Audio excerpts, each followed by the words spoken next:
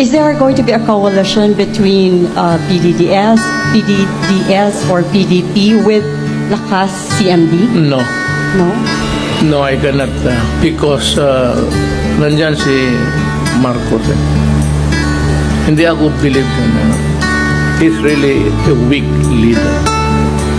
Kaya ako sabi, totoo yan, hindi ako naninira na tao. Talagang weak. Kasi spoiled child, only son. Of course, he can talk. He delivers English articulate. Pero ang-aral kasi kung saan-saan sa labas. Pero sabihin mo may crisis, you know? Yeah. He's a weak leader. At saka may bagahe siya. Noon nga sinasabi ko sa'yo. Totoo yan. I